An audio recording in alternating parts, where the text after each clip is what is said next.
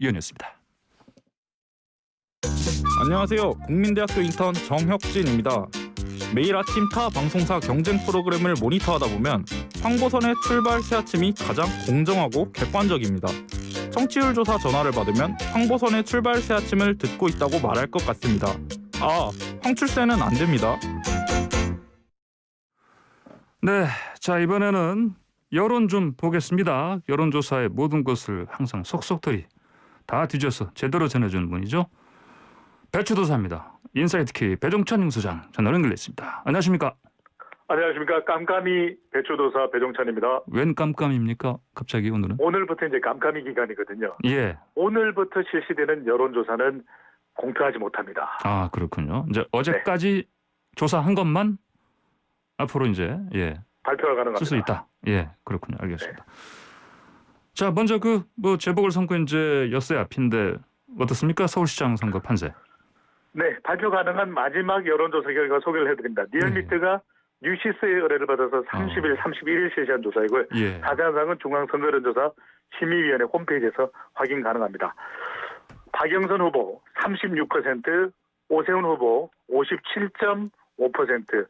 마지막 발표된 리얼미터 여론조사 결과는 오세훈 후보가 박영선 후보를 21.5%포인트 앞서는 결과로 나타났습니다. 그렇군요. 이 조사 결과를 보면요. 대체적으로 이 박영선 후보는 서울 지역에서의 문재인 대통령 긍정평가와 가깝고 오세훈 후보의 지지율은 서울 지역에서의 문재인 대통령 지지율 부정평가와 가까운 결과로 나타나고 있습니다. 예, 그렇군요. 자, 그러면은 연령대별 또 지역별로 뭐 차이가 있겠습니까? 네, 이번 조사 결과를 보면 20대와 30대에서도 오세훈 후보가 앞서는 결과인데 과연 20, 30대가 실제 투표장에 갈지는 지켜봐야 될 것 같습니다. 40대도 박영선 후보, 오세훈 후보가 크게 차이 나지 않는데 지금까지 쭉 추세를 보면 그래도 40대는 박영선 후보가, 60대 이상은 오세훈 후보가 지지를 확보한 그런 추세의 흐름으로 나타나고 있거든요.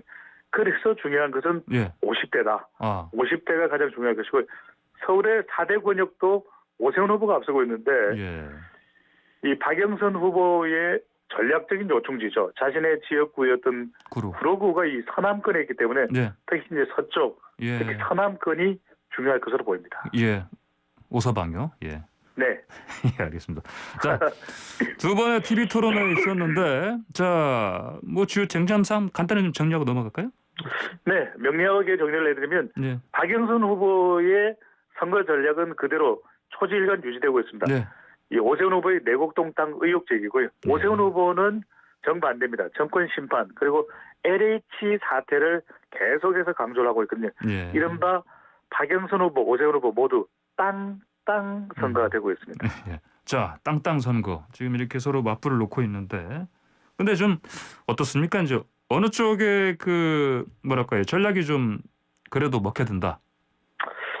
글쎄요, 지금 선거의 성격을 먼저 설명드릴 필요가 있을 것 같아요. 박영선 후보가 계속 내곡동 땅과 거짓말 의혹을 제기하고 있는데도 발표되는 여론조사 결과를 보면 크게 반영은 안 되는 모습이거든요. 그 이유는 선거는 구도, 이슈, 그리고 후보인데 무엇보다도 이번 선거가 이 구도에 가장 큰 영향이 반영되는 선거 결과로 나타나고 있습니다. 그만큼 구도 그러면은 문재인 대통령의 지지율이라고 봐야 될 것 같고요.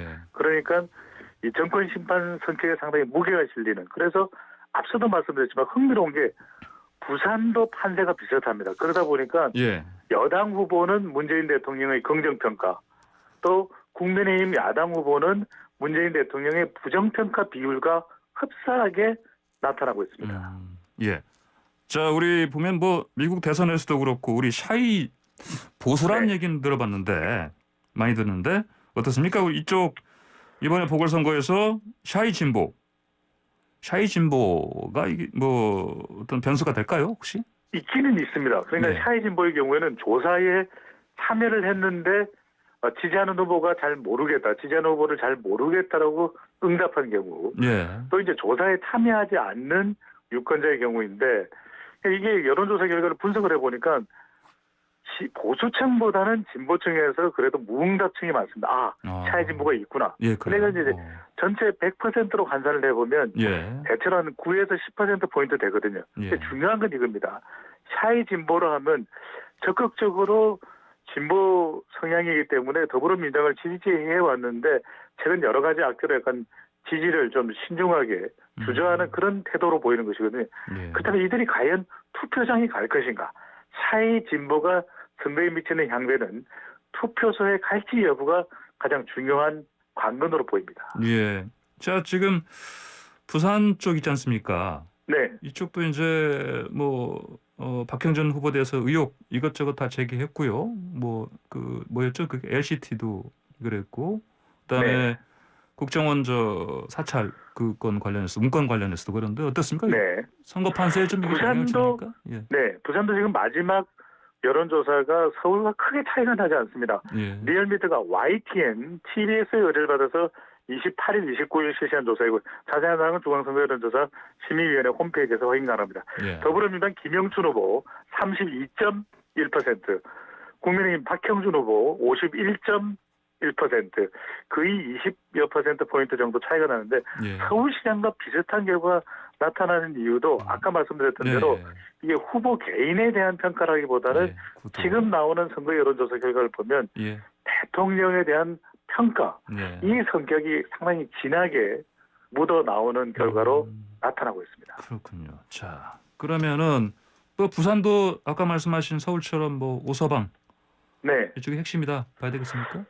이번 선거의 최대 유행어가 황보선 앵커가 제가 밀고 있는 이 예. 오서방입니다. 네네. 40대는 그래도 김영춘 후보가 경쟁력이 좀 있다. 그럼 60대 이상은 박형준이라면 50대가 중요하고 지역적으로 보면은 예. 서쪽입니다. 역시 오서방의 서쪽. 바로 강서 낙동권 벨트인데 여기가 또 예. 민주당 경쟁력이 있기 때문에 김영춘 후보의 막판 승부처가 될 것으로 보입니다. 그렇군요. 알겠습니다. 자, 이제 아까 말씀하신 대로 깜깜이 기간 아닙니까? 네. 깜깜이 이제 그러면은 오늘부터 조사한 거는 이제 투표 당일 저녁 때까지는 발표 못 하는 거고요. 그렇죠? 발표가 안 되면 이제 출구 조사를 기다려야 되는 상황인데 그렇죠. 예. 그래서 남아있는 변수는 두 가지다. 네. 하나는 지지층의 투표율입니다. 중요한 건 지지층이 얼마만큼 투표할지 사전 투표율과 중도층 투표율이 중요하고 그다음에 예.